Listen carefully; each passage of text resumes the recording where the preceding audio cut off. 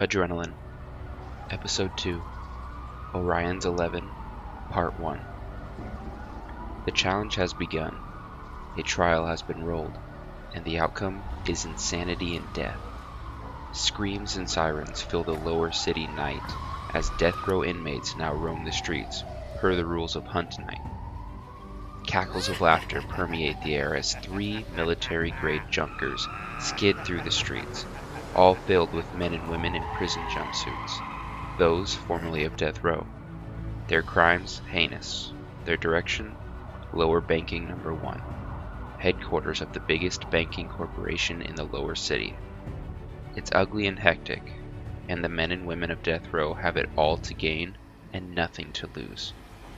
Knowing the Proctor's challenge, some head for the banks, trying to coop the heads of excited adrenaline types. Others, seeking easier victims, do a bit of breaking and entering, taking the civilians in their own homes, away from prying eyes.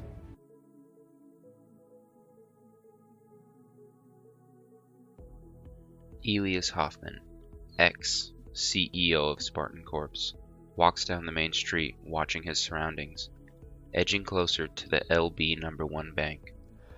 Pausing in an entryway, he takes a deep breath and tries to ignore creeping memories of the past. At one time, he had everything, not a care in the world. He imagined himself now, in this moment, with his men in Spartan Corps, armed, powerful, threatening. A scream brings him back to the present, and he moves on quickly. Turning a corner, he suddenly stops. Before him, a pile of dead Spartans. He knows immediately why. They were gold, loot to be robbed of by the hunters. Elias approaches the bodies and quickly searches for a weapon, something to defend himself with. Following the trail of dead, he notices what they must have been charged with protecting: a Spartan corpse armory. More cries of the helpless echo through the streets. Then an explosion in the distance makes him duck out of instinct. With nothing incoming, Elias sneaks into the busted open armory and starts scanning it for something. Anything. Bodies lay like crash test dummies, all at odd angles and doubled over. They are cleaned of weapons, save one. A headless corpse sits, almost comically, and in its fingers an ESB revolver dangles. Elias grabs it, checks the charge, and moves out again, confident that at least he has a chance to survive, if not crawl up the leaderboard a bit.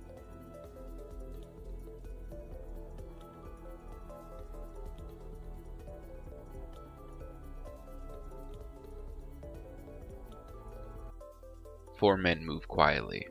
Well, they think quietly, along one of the secondary streets parallel to Main Street. 3 of them armed with some kind of knockoff limbless lock rifles, and the 4th carrying 2 ESB revolvers. Behind, a good 40 feet back, Aaron Powers follows, tracking them. He knows they have a plan to rob LB1. It's a shit plan, but it's better than what he has, which is nothing. They pause, and so does he. 2 of them scuffle. Then Aaron hears them arguing about their contact not being where one of them said they'd be. Rifles are leveled at one another. This is Aaron's entrance. "For entity's sake," he whispers, loud enough for them to catch, but not to draw undue attention. "I'm here. I'm here." The 4 men fill his face with the barrels of their weapons. Who the contacts, idiots? Man with the plan? 3 of them look at the 4th, who shrugs. Something about only hearing a voice on the wire is heard. Aaron motions to the LB1. "We can stand here chatting, or we can get going." Back entrance.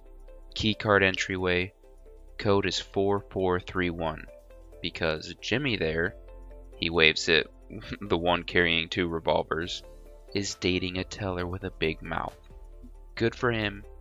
Good for us. My job? Take out security when we're inside, because I know tech. Jimmy lowers his gun. "Alright, fine." "Awesome." Aaron smiled. Now toss me one of those ESPs and let's get off the street.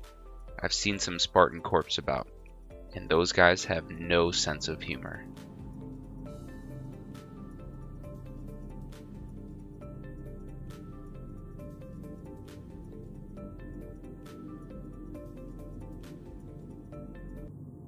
Among one of the many abandoned houses of the inner city, welding can be heard in a basement hidden by dust and debris.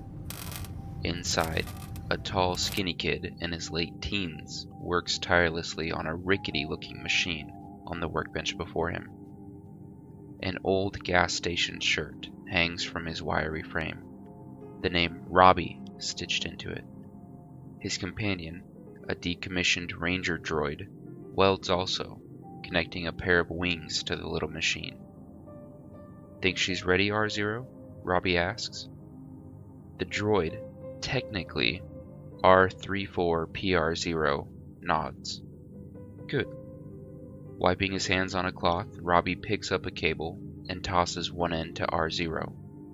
Taking the other end, he plugs it into the little machine as the droid inserts it into its own head.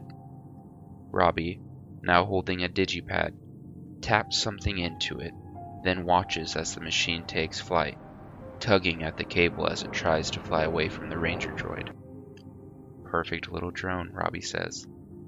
R0 pulls the cable from its head and does the same with the drone's end. Will it pass the tests, Robbie? R0 asks. Robbie grins. Definitely.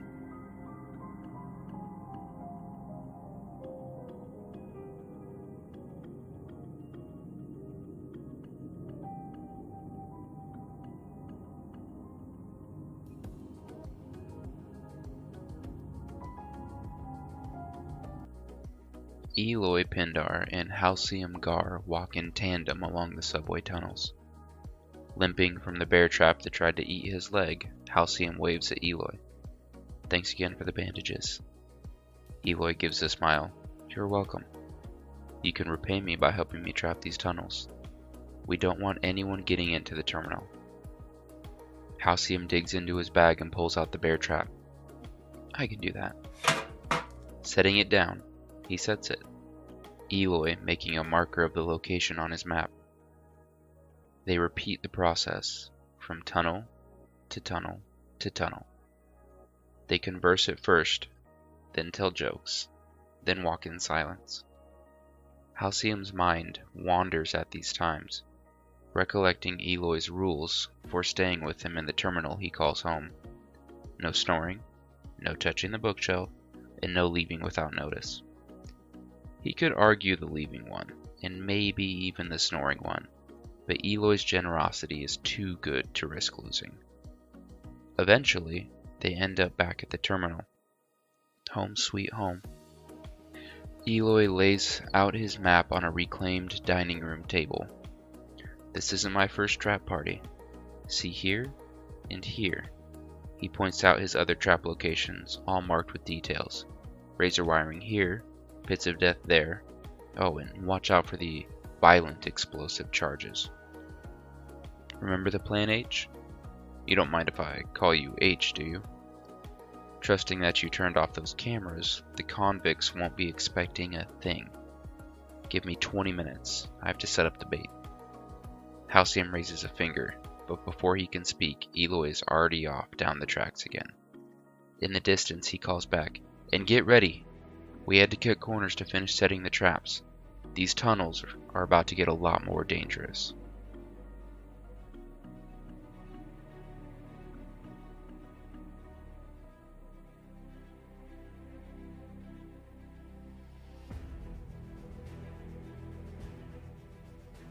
Hunt night.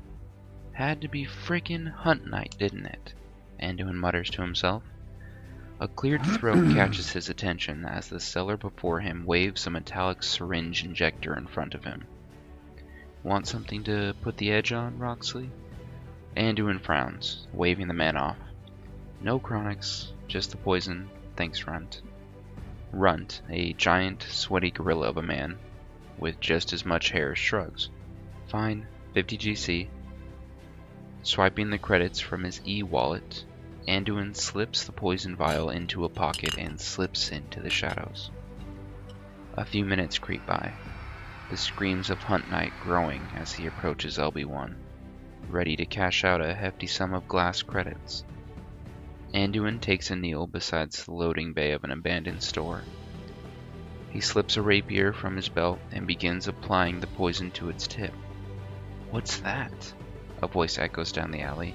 "Do you have a sword? Is that seriously a sword?" "Wow, it is. It's a sword." The face of Anduin Roxley breaks the shadows, a grin on his lips.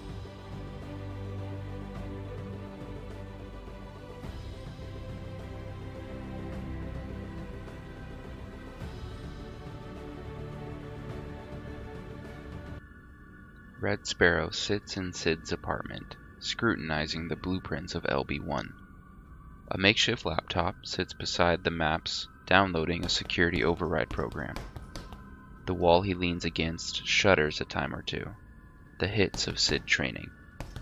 Sparrow elbows the wall like an irritated neighbor and gets back to looking over the maps. He taps a pen on the table, then begins doodling the perfect route for getting in and out. As he double-checks the paths, the laptop chimes. The download is complete. Okay, Sparrow whispers to himself, tapping the laptop. The program is rudimentary, code, no pretty interface. With tech being a commodity for low Sids, he can't afford anything fancy. Nobody but the top 5 adrenaline players probably can. Booting it up, he begins his work. The mainframe is his target, but that endeavor quickly fails when the bank's alert software kicks him out of the kernel directory. Settling on the cameras, Sparrow manages to hack into those. "Better eyes than nothing," he again whispers. At least with their path in play, and the cameras controlled, Sid and Sparrow have a chance of getting somewhere near the vault. Maybe.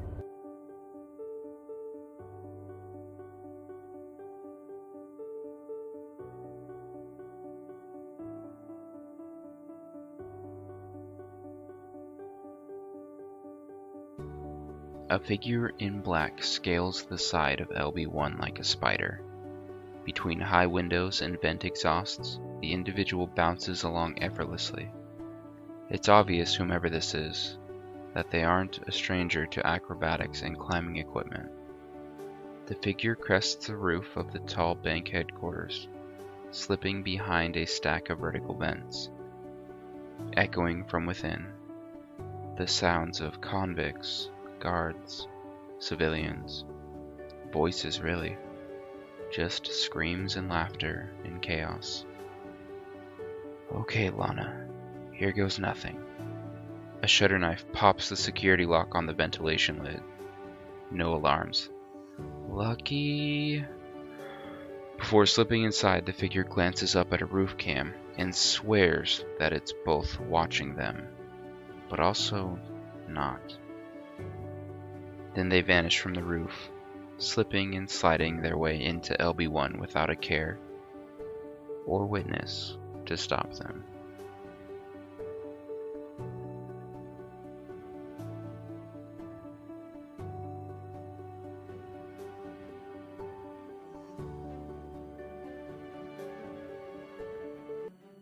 Outside of Lower Landing 1, several criminals violently stalk towards it with malice in their eyes, most sporting weapons of some kind, while others jaywalk its streets without a care in the world. From behind, beyond the horizon of Main Street, a heavy whirring can be heard. It grows louder, echoing between the buildings. A few of the inmates look back, wondering what the hell is coming. A truck? A bus? Spartan Corps? Suddenly, what can only be described as a motorcycle on steroids appears, Red Maru riding atop it. Before a few of the death row convicts can raise their rifles, they are blasted with high-voltage charges, fired from some kind of makeshift cannon strapped to the side of the bike. A few hit the ground, others bounce away from the vehicles parked nearby. Maru blasts past them and heads for the others. They dart and dive, trying to escape. A few were zapped like the others. A few more cotton bullets fired from another cannon affixed behind the seat. Not tonight. Not on my watch, Maru shouts. Maybe, another voice shouts. A bear of a man growls, tossing a digi mailbox at the bike. Maru manages to duck, but the awkward angle puts him at a disadvantage when a junker T-bones him from another street. The bike ricochets off the junker, flipping into a shop window. Maru is thrown free, landing on his bike. He stares into the black of the sky, bordered by the faces of a crowd of grinning inmates with a taste for his blood.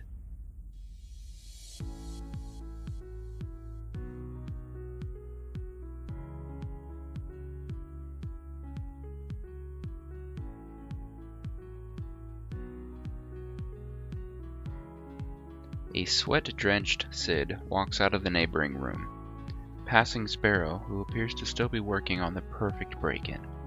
He smiles as he places a bag onto the table. Boom! Not literally. Those flashbangs you asked for? Could only make 3 of them. Didn't have enough time. Without another word, Sid walks back into the room, closing the door behind him. Inside, he quickly washes the training stink from his body and begins slapping on his makeshift armor.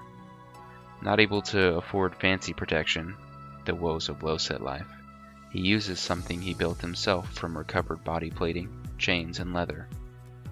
Finally, he straps Tizona, his ever-faithful blade, to his back, and then rejoins Sparrow. You heard the noise outside? Sid slides a window open, the cackles of hell erupting outside, then slides it closed again. Shit's kicking off. Come, Mr. Sparrow. We have a bank to relieve of its treasures, and some proctors to piss off. Time to show those old bastards that the Red Fist Society is alive and well.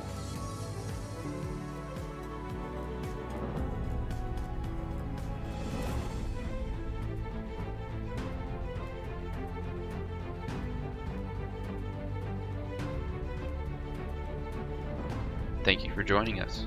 If you want to become a player or part of the community, feel free to go to the description box below where we will have a link to the website.